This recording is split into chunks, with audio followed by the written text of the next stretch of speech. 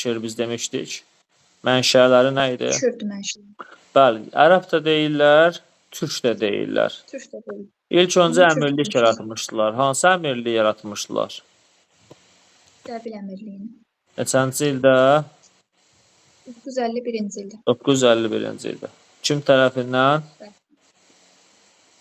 Məhəmməd ibn Şəddad Şəddad tərəfindən. tərəfindən. Dövləti neçənci ildə yaratdılar?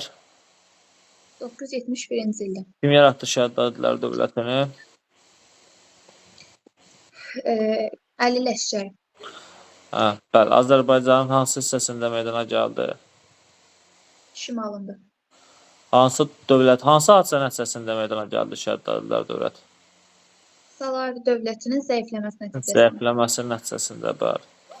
Əli Ləşkəri hansı əraziləri Şəddadilərə birləşdirdi? Bərdəni bir də Şəmkiri. Bərdə ilə Şəmkiri. Əli Ləşkərini hakimiyyətdə əvəz eləyən şəxs Fəzil ibn Məhəmməd. Şəddadilərin paytaxtı hansı şəhər idi? Gəncə şəhəri. Fəzl Məhəmməd neçənci illərdə hakimiyyətdə olmuşdu? 985-1030-cu illərdə. Bəli. Fəzl Məhəmməd hansı əraziləri Şəddadilərə birləşdirmişdi? Dəbildən Beyləqan. Hansı dövlətlərlə mübarizə, hansı qüvvələrlə mübarizə aparmışdı? Gürcülərlə bir də Xəzərlərlə. Hansı dövlətlə qohumluq münasibətləri qurmuşdu? Şirvanşahlarla. Hansı dövlətlərlə dostluq münasibətləri saxlayırdı?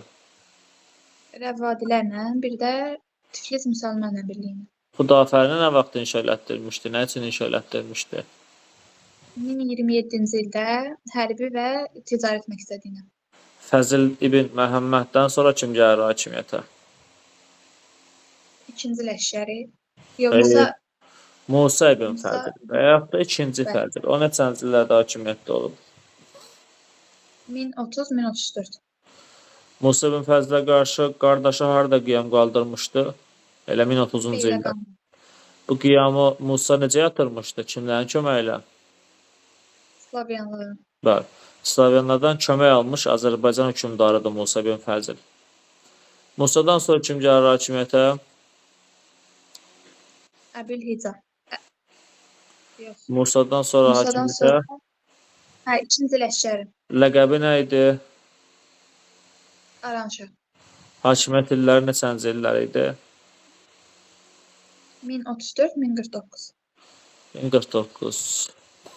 Şəddadlar arasında Oğuz türkləri nə vaxt məskunlaşıblar?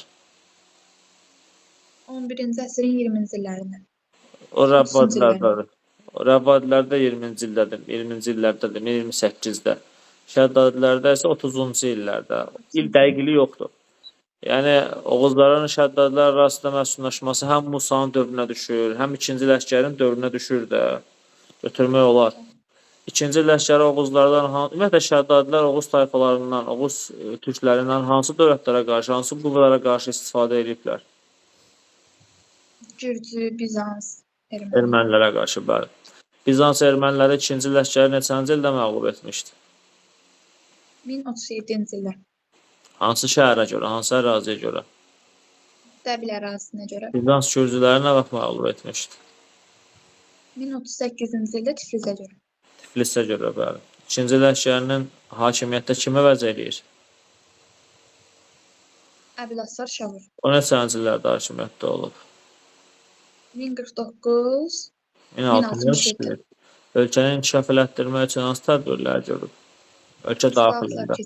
Bir sıra islahatlar keçirilib. Hansı dövlətlərlə müharibə aparıb? Şirvanşahlarla, bir də Gürcülərlə. Gürcülərlə, bəli. Hansı dövlətdən asılılığı qəbul edib? Səlcuqlardan. Neçənci ildə? 1054-cü. Eynən Rəvvadi hökmdarı Vəhsudan kimi 1054-də Səlcuqlardan asılılığı qəbul edib. Hansı Səlcuq hökmdarının asılılığı qəbul edib? Birinci Toğruldan. Birinci Toğruldan, bəli. Şəddadilərin hökmdarı Əbüləsvar Şavurun dövründə alan yürüşləri nə vaxt idi Şəddadilər arasına? 1062-ci ildə. Əbüləsvar Şavur alanlara qarşı hansı tədbiri gördü? 1062-ci ildə Xəndəklər və qala divarları çəkdirdi. 1063-cü ildə də Gəncə qala qapılarını inşa etdirdi. Kimə inşa etdirdi, hazırlatdırdı bu qala qapılarını? İbrahim İbrahim Osmanoğlu. Osmanoğlu. Şəhidlərin son hökmdarı kim idi? 3-cü Fəzil. Neçənci illərdə hakimiyyətdə olub? 1074-88-ci illərdə. Şəhidlər neçənci ildə süqut etdi? 1088-ci ildə. Hansı dövlət tərəfindən? Səlcuq. Səlcuqlar tərəfindən